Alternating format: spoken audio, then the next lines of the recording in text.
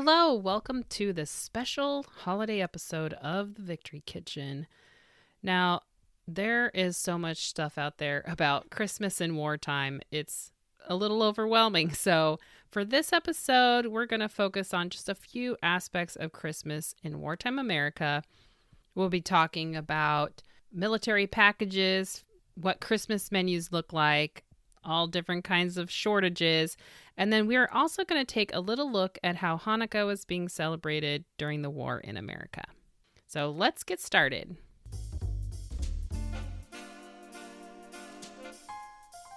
Welcome to the Victory Kitchen, the podcast all about American food rationing during World War II. I'm your host, Sarah Creviston Lee, author, historian, and vintage foodie. I'll be exploring the logistics of food rationing, featuring wartime cookbooks and recipes, and highlighting real homefront experiences. We're going to be learning exactly what our grandmothers had to do to get their food to fight for victory. For this special holiday episode, we're first going to talk a little bit about packages for soldiers. That was something that was thought of a lot because it was wartime and they wanted to make sure that their loved ones had something special for the holidays.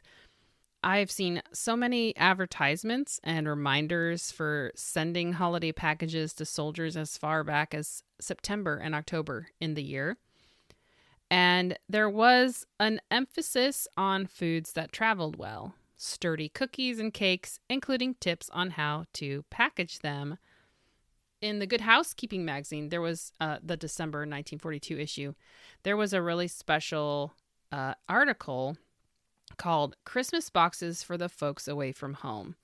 And I like this article because it does focus on military, but it mentions it could be for anyone that isn't near you that you can send packages to. It says, if you are planning to send homemade goodies to a boy in service in this country or to relatives or friends away from home, the following recipes are what the doctor ordered. We spent weeks in our kitchens checking recipes for many kinds of cake and cookies until we were sure we had an assortment that would be good to eat, keep well, pack easily, and travel safely. After making the color photograph opposite, we packed our collection as on page 142 and sent it parcel post, special delivery on a 2,000-mile journey. It arrived in good order, each cake and cookie intact in all its glory. Your boxes should do the same if you follow our packing instructions. I really love this. In fact, for a display at a World War II event, I recreated this package that they're talking about. And a lot of people connected to that. I had the picture from the magazine that shows a soldier opening his box of goodies. And it's like they said, it's this beautiful color photo. And I'll have a copy of that in my Substack post. But so I recreated that using the same recipes that they include in the magazine article. And they are very sturdy cakes and cookies. And one of my favorite loaf recipes comes from this article. It's for like a raisin and nut loaf, and it's very festive. So I love that they did this research, that they even made them all, put them in a box, and sent them on this really long postal journey and then at the other end, it was great. Like they had survived. So these are their tips for sending packages. 1, allow ample mailing time, like sending it in October. Number 2, club together on boxes. So this meant like good spacing of the box's arrival between different family members or sweethearts sending to the same person. They also talk about that you could do a cookie swap, like all the relatives get together, they make all these different cookies, or like a type of cookie, and then they swap and they fill these boxes with these different cookies. So kind of sharing the load. They talk about the size and weight of the package, not being too big. Then there's the packing of the box, which is very important. They emphasize this for making sure that the goodies arrive without being broken. And then they talk about wrapping the box. You need to mark it boldly, perishable, handle with care. And this actually reminded me of a comedy sketch I saw. This is done by Studio C, and they're a family-friendly comedy sketch troupe. But there's this sketch they did called Overdue Military Letters, and it's of soldiers getting packages in the mail on the front lines during World War II. And it emphasizes the things not to mail. It's really funny. You can find it on YouTube, and I'll have the link for it in my Substack post as well. There's another article that I found, the Pentagraph from Illinois, dated 14th of December, 1942. And their article was called, "The Box from Home is Welcome at Camp." It says, food in the box from home should be able to stand heat and cold, shaking and knocking about, and as much as 10 days wait in the mail. Avoid delicate food that breaks easily, or greasy, sticky, or moist food unless it is packed especially for safe travel. I thought that those were some really important tips that the Good Housekeeping article didn't include. They talk about how there's one woman who she molded these refrigerator cookie, like the dough, in a rectangular butter box. She sliced the cookies once they were firm and then baked them and then put them back in the box to ship, the same box they were molded in, which was really clever. They have suggestions for a Christmas food box that you can send to camp. This is what they suggest you put in this box. Salted and spiced nuts in tight waterproof paper bags or tight tin boxes. Fruit cake baked and shipped in the same tin with a little inexpensive knife to cut it. Dried fruit or dried fruit candies such as raisins and dates stuffed with nuts or fondant. Sugared and stuffed figs. Dried fruit put through a meat chopper together and then molded in balls. Fudge poured out to cool in a cheap tin and then mailed in this tin travels well. Taffy or molasses candy individually wrapped in waxed paper is also a possibility. In fact, any homemade candies not too fragile, brittle, or soft are good choices to send. So I love these tips. It's great for if even today, like if you want to send goodies to family members on the other side of the country, this is the case in my family. So, there's all these suggestions that we could make. And we have had, my husband's grandmother sent us caramel 1 year. So that was a really wonderful treat that we enjoyed.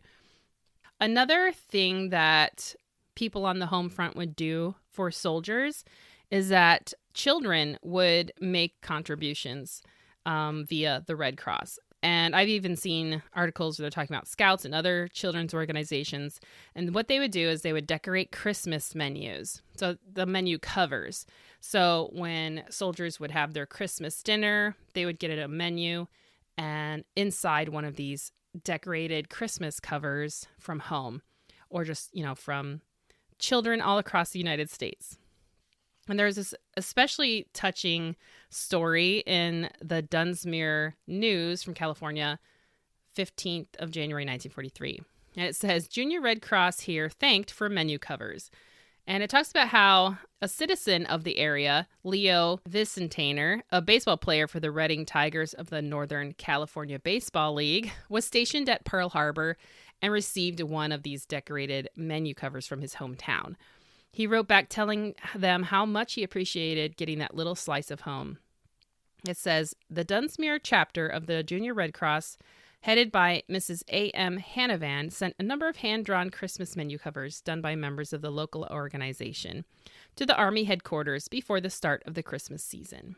They were sent to Army outposts, such as Pearl Harbor, where Vicentainer received one of them with his Christmas dinner. He wrote back to Tom Wheeler of the town. I'm sending you our Christmas menu, and Tom, if you will, thank the American Junior Red Cross of Dunsmuir for the menu covers that they made and we happened to receive.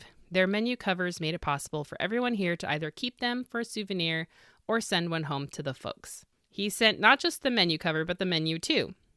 Here's the dinner that was served to the members of Vicentainer's organization on Christmas Day. They had shrimp cocktail, celery hearts, sweet pickles, lettuce hearts, green and ripe olives, Thousand Island dressing, cream of tomato soup, salted wafers, roast young tom turkey, Virginia baked spiced ham, cranberry sauce, walnut dressing, giblet gravy, candied sweet potatoes, green peas, whipped Irish potatoes, and it goes on. Hot mince pie, fruit cake, ice cream, assorted mixed nuts, apples, oranges, assorted hard Christmas candy, cigarettes and cigars, hot sweet rolls, butter, chilled Dole pineapple juice, and black coffee. Wow. And this is pretty common. Like if you, I've looked at various military menus for Christmas, and they pretty much follow this pattern. Maybe some things are a little bit different, like the soup might be different, or the main meat might be different. Usually they have both turkey and ham. Yeah, it's great. They had all of these things away from home. And it's pretty amazing that a menu cover from his hometown actually made it to him because, as it said, it first went to the Army headquarters and then sent to Army outposts all around the world. And, he just happened to get one from his hometown. That's just, coincidences like that are just so fun. And speaking of these wartime Christmas menus, these soldiers' Christmas menus typically mirrored what was traditional at home. I found this ad. I've seen this ad quite a few times in various women's magazines. This particular one is from the Good Housekeeping December 42 issue. And it is an Armour and Company ad, and they produced meats. And of course, they have a very patriotic and festive message. And what the picture is, it's usually a soldier, and he's got, his food and this kind of holiday spread in front. But on his tray, he's got his food and stuff that are, Christmas meal. And then it shows menus for the Army, the Navy, and the Marines of what each of them are having on Christmas Day. The ad says, his Christmas dinner will have all the trimmings he loved at home. Uncle Sam will be a genial host over the holidays. This Christmas, millions of men in service will find their holiday dinner as bountiful as they enjoyed at home. But only the trimmings make the Christmas dinners shown here different from their everyday meals. 9 out of 10 men in uniform are getting better balanced, more nourishing meals than they ate in civilian life. For example, Uncle Sam sees that they get plenty of the muscle-building meat they need, a pound of meat per man per day. Because Armour and Company and the other packers have such great facilities, they are able to rush millions of pounds of meat every day to our armed forces. Every kind and variety of meat, from Armour's clover bloom turkeys for Christmas to star ham, juicy steaks, and hearty roasts for year-round meals. With so much meat going to our armed forces and vast additional shipments to Lend-Lease, our government asks civilians to share equally the meat remaining available. That's why every patriotic American will cooperate in the Share the Meat program by limiting himself to 2.5 pounds per week. It is a way we can all help to keep our men in service better fed and maintain a strong, healthy nation at home.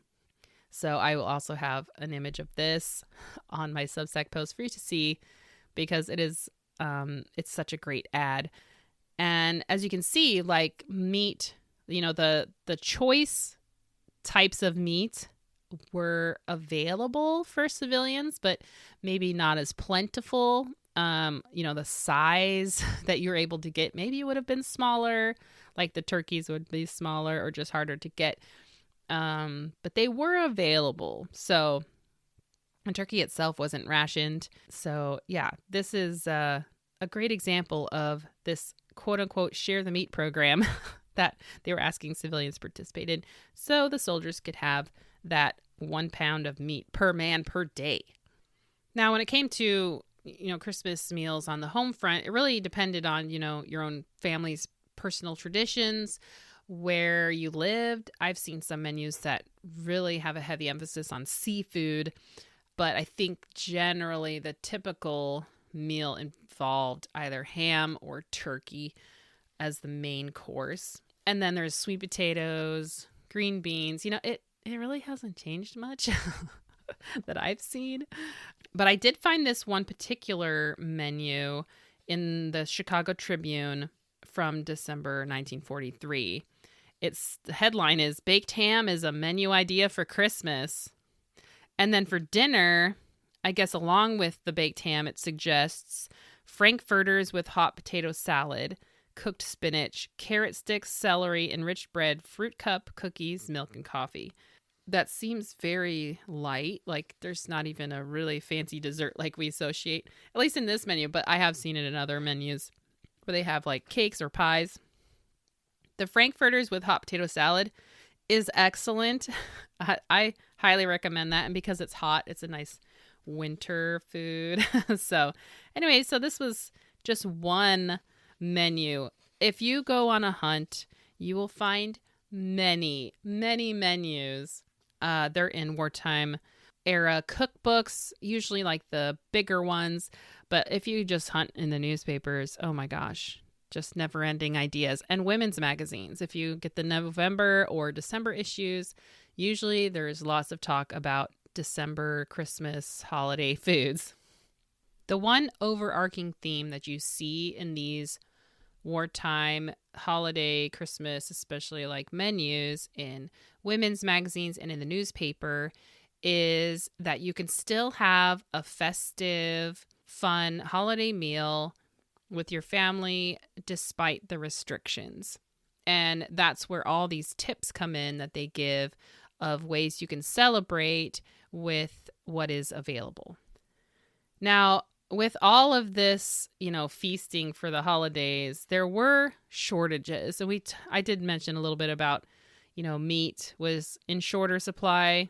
There were many other shortages that they were coping with. One of them is not actually food related, but it is Christmas related, and that would be Christmas trees. And the reason for this shortage, was some familiar reasons: transportation problems and labor problems. In the Salt Lake Tribune from October 1943, they give a very good rundown of the basic problems. It's an article about a shortage of Christmas trees for Utah, explaining that wholesalers were expecting a 20 to 25% reduction in 1943 compared to 1942 of available Christmas trees. It says approximately 90% of the Christmas trees sold in Utah are imported by rail and truck lines from Washington, Oregon, Montana, and Idaho. Only 4,000 native trees were sold in 1942. So the ones that were growing in Utah.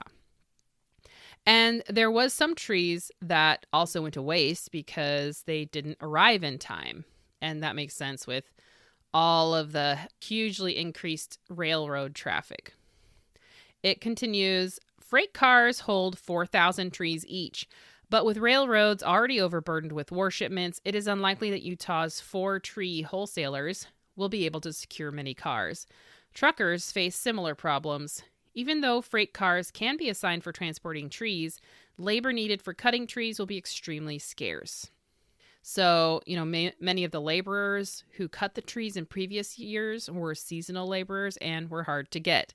And we've talked about this with, food farmers had the same problem. So it was just any seasonal labor was hard to get.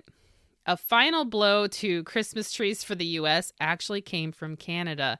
The article says Christmas tree purchases in the United States ordinarily average 10 million annually, with half of these imported from Canada. However, Canadian growers are denied both labor and transportation facilities for Christmas trees, which will mean a sizable shortage throughout the nation, wholesalers report. And these trends that this article is talking about were echoed in a lot of states around the country. And it's interesting that, Canada, maybe they weren't allowing any facilities or, transportation or labor devoted to Christmas trees, just at all. It wasn't maybe a priority for them. Even though this was kind of the problem around the country, it seems that not all states had this problem. It really depended on where you were. In the merchandise ads column of the Lansing State Journal from Michigan from December 43, there are no less than 12 sale ads for Christmas trees. So that's just for one area, Lansing. And then in the Dayton Daily News from Ohio, also from the same time, there are 22 ads for Christmas trees. One, interestingly, proclaims having 4,000 Christmas trees. Remember how many fit into a train freight car? 4,000. And another one advertises having a special for defense workers. Christmas trees for $1 to $2 a piece. Well, that's nice. They had a sale especially for defense workers. Besides Christmas trees, there was a problem with candy. Candy was a very popular thing to get and to give for Christmas. And, sugar was always in short supply and would be until 1947, which made for a huge headache come Christmas time for candy makers and shops. They dealt with the problem in different ways, though, having limited hours during the week or closing altogether for specific days. Some people complained about how sporadic candy shops' hours were. Another tactic was self-imposed rationing on the part of the shops. In the Dayton Herald from Ohio from 1942, December, it says, excessive demand, rationing, labor shortage, and shipping problems have resulted in a serious shortage of candy, according to a survey of downtown confectionaries. Candy manufacturers have been rationed on sugar, chocolate, and butter for some time. Clerks in some stores are limiting sales of candy to small amounts in an effort to make the supply available to as many customers as possible, which I think was a very kind thing because candy wasn't rationed, but candy makers had a limited supply of sugar they were allowed based on previous year's sales. That's very kind of them to just make each customer can only buy a small amount so more people can have it. Despite the moaning about lack of sugar, there still seem to be a lot of advertisements for candy, though. In an Indiana newspaper from November 43, it says, Christmas suggestion, the candy shortage makes candy the gift of the year. See our package selection. That's almost like encouraging the problem to get worse. In an Ohio newspaper from 42, there's an ad for Alber's Supermarkets advertising Christmas candies, including Brilliant Mix, Broken Mix, and Plastic Mix, miniature and assorted chocolates.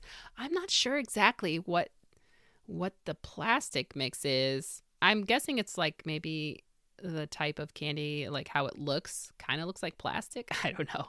And a Broken Mix just sounds like, hey, get this discounted mix of broken candy. That makes sense, but it doesn't explain. Then there's another article from Oregon from December 43. It says, now is the time for all good family cooks to come to the aid of Santa Claus, who this year, even more than ever, will limit the number of candies and sweets in his familiar pack.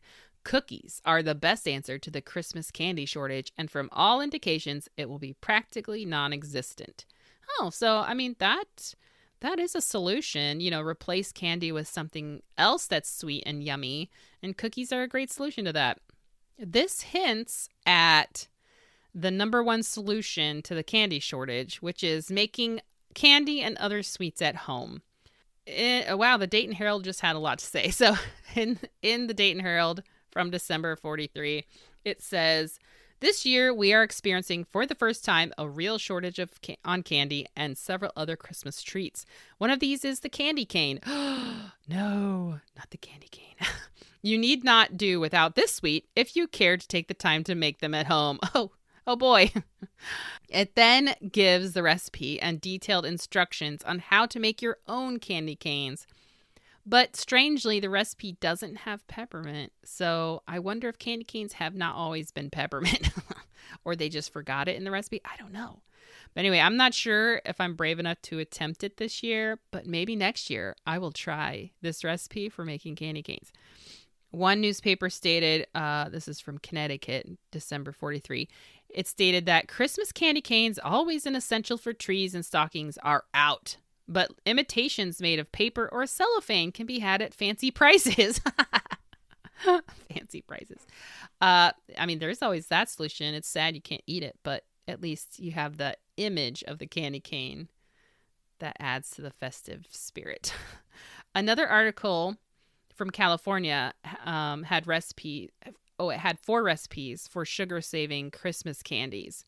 It says, a box of homemade confections is a splendid Christmas gift for friends on the home front as well as for boys in the service. Besides, there is much more of the personal touch in a present you have created than in one purchased. If your holiday goodies are to be sent some distance, make the kind that keep well, pack easily, and are good travelers. An interesting little side note is that candy wasn't just sent to soldiers for the holidays. In a California newspaper from November 1944, it states that state, faces shortages of Christmas candy. The Christmas candy shortage is reflected in the efforts of the State Bureau of Purchases to obtain 14,530 pounds for inmates of state institutions. The Bureau reports only 700 pounds have been obtained to date. So that's interesting that they would send Christmas candy to inmates in prison. The next shortage was chocolate. The beloved chocolate.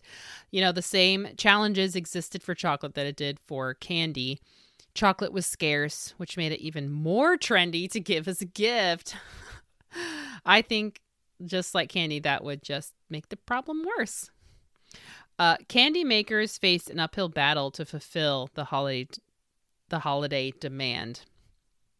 In the New York Times from the 30th of December, 1943, it says, a drastic shortage of chocolate candy for civilians caused by an unprecedented holiday demand and a mounting combination of shortages was reported yesterday by manufacturers and distributors. To meet the situation, retail stores have cut down their already curtailed business hours. Christmas shopping depleted a supply limited not only by rationing and materials and labor shortages, but by the heavy October buying for early mailing overseas. In their systems of self-imposed rationing, manufacturers and distributors have set little or no restrictions on candy going to the members of the armed forces. A civilian allowed no sweets or only half pound or pound for himself has in most instances been able to place an order bound for a military post or encampment. This, to a large extent, has accounted for the current shortage, as most companies reported that 80% of their manufacture has been sent to persons in the services. So this was interesting that while civilians were only allowed a small amount, if they were sending it to a soldier overseas, there was no restriction. So it's similar to candy. To try and mitigate complete chaos and lack of supplies, shops had very restricted hours, some days being closed altogether. They also greatly reduced their different lines of products, instead focusing on a few quality lines, which were the ones that could be produced with the least labor and with the available materials. The biggest problem they dealt with was described by a manufacturer spokesman. First, he said sugar was scarce, then chocolate, then there developed a shortage of corn syrup, and now an acute labor problem. So just like many, many things on the home front, labor and the availability of products were just restricted. Another iconic feature of Christmas time is Christmas lights. And during wartime, this wasn't any different. There was not necessarily a shortage, but there were restrictions. It depended on where you lived and on local decisions on whether Christmas lights were allowed or hung in town. When we look at newspaper articles about this aspect of wartime, we need to pay special attention to the date and the state in which it's being written from. Because typically the states on the coasts were probably the ones that were experiencing more of these blackouts and light restrictions as opposed to further inland. So one example of this is in the New London Evening Day from Connecticut, dated October 1942. And it says, in furtherance of orders received from the Administrator of the State Defense Council, the following orders are issued relative to Christmas lights. Christmas lights may not be used as display lighting in shop or store windows so as to increase the amount of illumination beyond a maximum necessary for protection from burglary. Christmas lights may not be used in the windows of private homes or other buildings. Outdoor Christmas lighting may not be displayed. And the result was that they would get fines and penalties. Bah humbug. But there was a reason for this.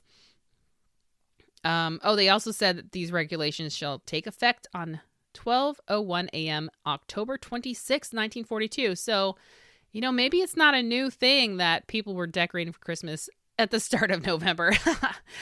People make such a big deal about it now, but maybe that was a thing back then too. In another Connecticut newspaper from December 1942, there was a Ready Kilowatt ad. And this was kind of a caricature cartoon electrical bolt looking guy that symbolized the electric companies. And it says, no Christmas lights this year? Of course there'll be Christmas lights. Not the kind that hang on wires over streets in the shopping areas. Those are out because the War Department wants no night sky glow. But there'll be Christmas lights, the kind that shine in the eyes of men. Men who love freedom so much they're willing to fight for it. There'll be the kind of Christmas lights that burn in the souls of women doing their part at home while their men are on the fighting fronts. Yes, there'll be Christmas lights this year. They'll be the kind that throw a gleam of hope into the hearts of men once free but now in chains. The once free men of France, of the Low Countries, of Greece, of Norway, of Poland, and all the rest. These are the Christmas lights we'll have this year, and they are the lights which lead the way to victory, when we can again have our other Christmas lights without fearing a glow in the night sky.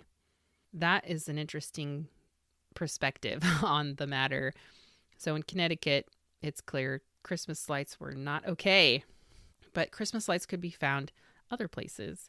But in North Carolina, the attitude was different.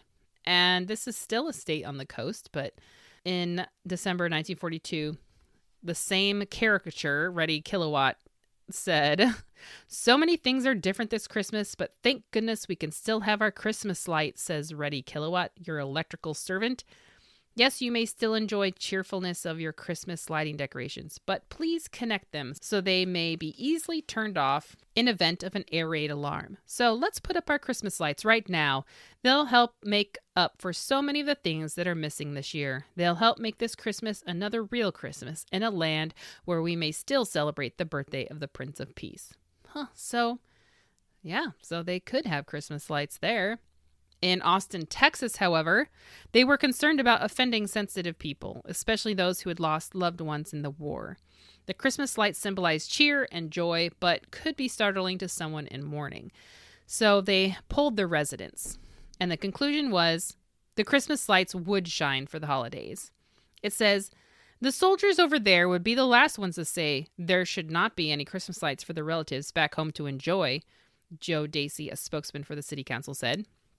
The lights, in addition, will provide a real Christmas atmosphere for the thousands of soldiers stationed near the city, far from their homes. However, in the same article, it talks about how a University of Texas professor declared that the lights were tomfoolery and that people were acting like there wasn't a war on. The mayor responded, I think every person in Austin knows there's a war going on, and many people here are making great sacrifices. Some have lost sons or other relatives in battle. It is not the intention of this council to offend the sensibilities of any person in ordering that the Christmas light should be turned on. We hope they are accepted as a booster of morale on the home front, a symbol of the birth of Jesus Christ, and a spiritual victory for all the world. If bereavement falls to anyone during the time the Christmas lights are on, the council hopes the display will be accepted in that spirit. I thought that this was a very interesting article about how some people were torn about whether Christmas lights should be on or not because of wartime. In the Fort Lauderdale News from Florida from November 43, they have another aspect that people were considering. Fort Lauderdale was torn about the decision, but in the end opted for not having Christmas lights on the main streets in town, citing the government's request for fuel conservation and the lack of labor and light bulbs available. A lot of people felt there was enough power for the lights and how important it was for morale. So yeah, they were still kind of torn. But in the end decided no. The Brownville Herald in Texas, they also polled the residents in 1943, December. All of the similar sentiments were stated, but some new ones came to light, including the concern for power. A few of their statements read, okay, if the power is available, or if the power is not needed for industry, put them up. And a man named Henry Bell said, sure, I'm for the lights. WPB, which is the War Production Board, says new material cannot be used. It's silent on old materials, so by all means, put the lights up. There's also a beautiful ad in the Boston Globe from December 44. It was a Noma Lights ad. They produced Christmas lights. It says, we'd heard all about it, that we'd see with delight the big twinkling carpet of a city alight. So long we've waited, still in the dark, seen only the blackness, and heard the guns bark. But Christmas is coming, and with it the thrill, the message of peace, and to all men goodwill. For one night will come when all men are free, as the whole city twinkles for sister and me. And it shows these two children in their pajamas looking out over the city of twinkling lights with their glittering Christmas tree with presents underneath. It really is such a pretty ad and such a very heartfelt poem. And finally, in the Park County News from Montana, dated December 1944, there was a Montana Power Company ad. It says, Christmas light symbols of home, hope, and peace. In many countries this year, there will be no Christmas lights. There will be only misery and destruction. People will be homeless. In America, the Christmas lights, as always, will shine for home, hope, and peace. Americans are fortunate. They live in a land where individual rights have been encouraged and respected, where people are free. As long as Americans keep their liberty, then Christmas lights will never be dimmed. This is a nice sentiment, I guess, but that's not true. In some cities across the country, they were dimmed. And I feel like this ad smacks a little bit of like patting oneself on the back. America's so great and fortunate. You know, we live in a land where individual rights have been encouraged and respected. Yeah. Anyway, you can see from these various articles and ads that, you know, that patriotic fervor was very much linked to the freedom of religious expression and holiday spirit in Christmas time. And at this point, I'd like to talk about Hanukkah. It tends to get majorly overshadowed by Christmas, but it's a holiday that shares a month with Christmas. And during 1943, Hanukkah actually fell over like the Christmas holiday as well. So I wanted to include this holiday because, like I said, it's the same time of year. I also wanted to acknowledge what was happening to the Jewish people in Europe and even refugees trying to immigrate to the U.S., but were being rejected. All of their religious holidays must have been such a comfort in such a dark time. So looking for things about Hanukkah in wartime, especially in the newspapers, I found that the best place to look into the mindset of the Jewish community with their commentary and thoughts about World War II is in Jewish newspapers. Like the one in particular that I found was the Buffalo Jewish Review. I know there are other resources out there, but sadly, I was constrained by time. But I'd like to share a little of what I did learn. I also consulted with a Jewish friend on Instagram, Leah. She's at the Yiddish Socialist, spelled Sewcialist. She studies this area of history. It was hard to find anything specific in newspapers in terms of recipes for Hanukkah or even special foods for Hanukkah. There are occasional mentions in standard newspapers about the Jewish people in the community celebrating Hanukkah. In contrast, I found way more foods advertised for Passover, and there is a reason behind this. What Leah shared with me is that Passover is a much more important Jewish holiday. Hanukkah was traditionally celebrated as more like a minor festival, but it gained much more popularity in the 1950s at the height of Jewish American assimilation because it's so close to Christmas. Passover had dietary restrictions, whereas Hanukkah did not. So the reason why we see all those food ads around Passover, which is the case what I found, was what Leah explained as the novelty and convenience of being able to purchase packaged food that was certified as kosher for Passover. And I did see that even for popular brands like Campbell's Soup, they had 4 kosher soups that they sold. And when I tried to look for Hanukkah foods, there just really wasn't any that I could find. But they, would use similar recipes like from Passover.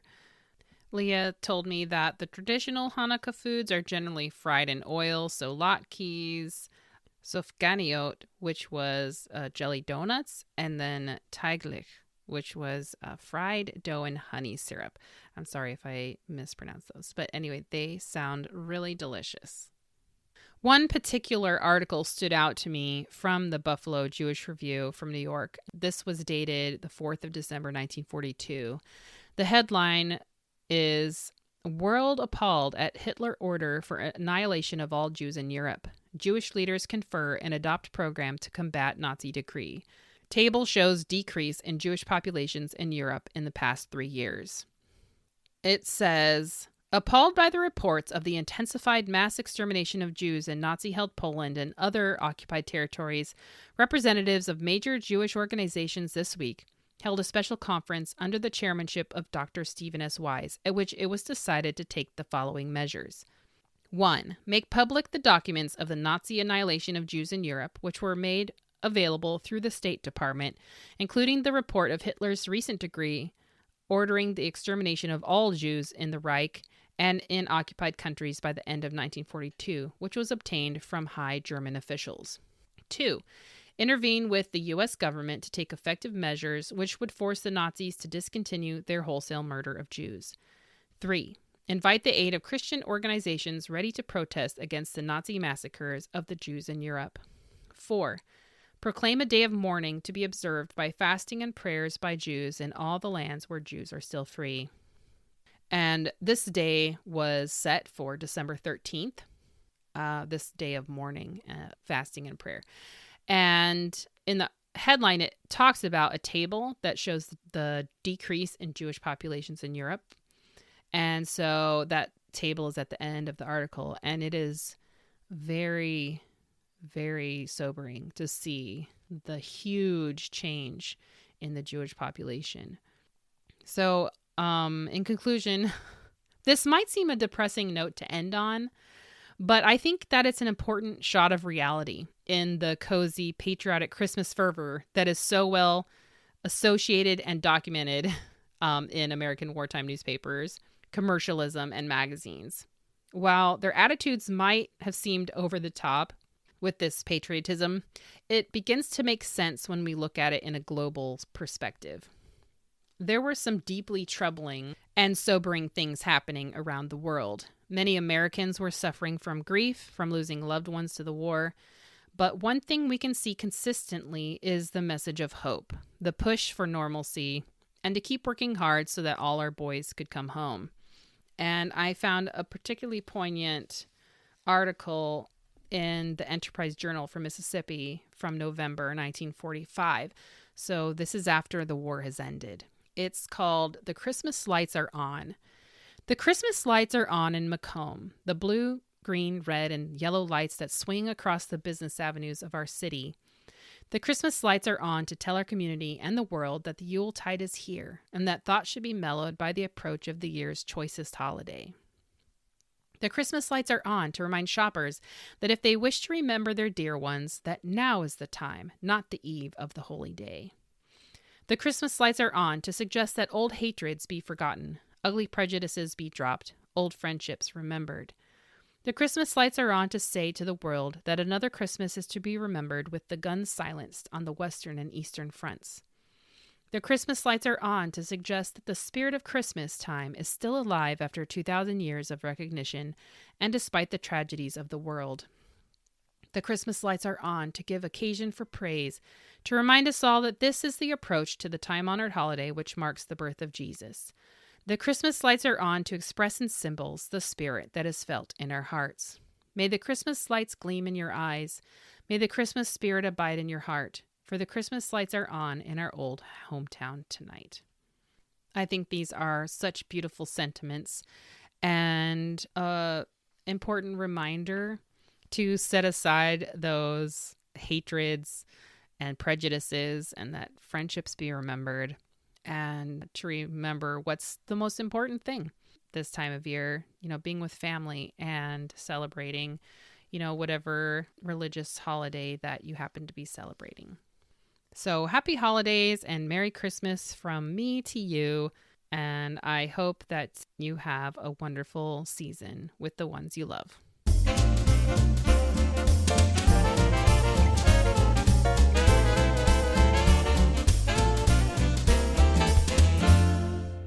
This episode's cookbook feature is no feature because I just completed a 13-day countdown to Christmas with wartime recipes on my podcast Substack. I posted one ration recipe for each day, and so if you'd like to see all of those festive recipes, please head over to my Substack, which is victorykitchenpodcast.substack.com. And you can sign up for free. The recipes are just right there on my main page. And you can see all the fun things I made. And there are some favorites for sure. I made Turkish Delight again, which was a favorite from last year. But I made new flavors this time. And then some caramel eggnog, jingle bread, cranberry sherbet. And I mean, there's all kinds of fun things that you will want to try. They come from all different resources, cookbooks, newspapers, magazines. So I do hope you check them out. However, we do have a homefront highlight, and this comes from the Cameron Herald, which is a Texas newspaper. It's dated 23rd of December, 1943. And these are Christmas letters to Santa. I thought this was so fun. They're so cute. These are all from Milam, I'm sorry if I pronounced that wrong, County children. Dear Santa Claus, I am a little girl in the 3rd grade. I am 9 years old. I go to St. Anthony's School. Will you please bring me a stretchable bracelet, a ball bat, and a ring, a pencil box, and a storybook? Don't forget my brothers overseas and all the other little children and soldiers. Bring me some candies and fruits. Your friend, Rosalie Tomk. And here's another one. Dear Santa Claus, I want 2 sacks of marbles and a truck. I want it to be a big one. And please bring Elaine some house shoes. If you don't think I have asked for too much, I would like a football. With love, Billy Hal Clifton. Dear Santa Claus, I am in the 2nd grade at school. Please bring me a little truck and a gun and an airplane, some fruit and candy. Santa, don't forget my little brothers and sisters. I would like a football too. Your friend, Marvin Rube. I guess footballs were popular. Dear Santa Claus, I want a truck and 2 sacks of marbles. Please bring my mother something that will help her to get well. Aw. I am Billy Wayne Angel. Dear Santa Claus, I want a doll and a doctor's set. My mother, Mrs. Giles Burnett, and my daddy, Giles Burnett, I would like for you to remember them. Your friend, Alien Burnett.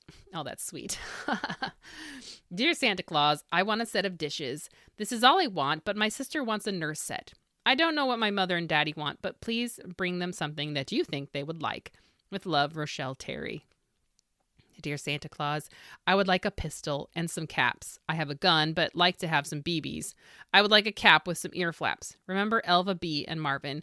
I would like for my 2 brothers in the army to have some cookies. Love, Billy Ross Thompson. I feel like he could help Santa out with that last one. Dear Santa Claus, I'm a little girl only 19 months old, but would like to have a doll and a little wooden pull train. Please don't forget my mommy and daddy and also my 3 uncles in the armed service. Your little friend, Frances Marie Matula. That's so sweet. Something tells me that someone's parent was writing the letter for them. Dear Santa Claus, please bring me a football, a truck, and some fruit and candy. I have been a good little boy. Don't forget to bring my daddy, mother, and teacher something. Your friend, Louis Garrick. Aw, he remembered his teacher. That's so sweet. Teachers are hard workers. Merry Christmas to all the teachers out there. Dear Santa Claus, I am not asking for much in this war times. All I am asking for is a truck and a sack of marbles. Please remember all little children. Bill Eichinger. And finally, dear Santa Claus, please bring me a doll and a doll bed and a little dresser, a set of dishes, a little broom, and a mop so that I can help my mother keep house. Joe Ann Biscup. Aw, that's so sweet. Anyway, I just thought these were so precious. Wishing you all a wonderful time of year. This is the end of the episode. I hope you enjoyed learning a little bit about Christmas in wartime. I seriously could not decide. It was so hard to decide what to make this episode about. There was just so much. So I didn't even get into Christmas ornaments and things like that. But anyway, maybe next time, maybe next year I'll make another episode. We'll see. Anyway, if you'd like to join me on Instagram, my handle is Victory Kitchen Podcast. And once again, on Substack, it's victorykitchenpodcast.substack.com. That's where I've migrated all my blog posts. So anytime I have a new podcast episode, I put my corresponding post over on Substack. That way, if you're signed up, you'll receive an email when I have posted that again. So anyway, thank you so much for joining me, and I'll talk to you next time. Bye.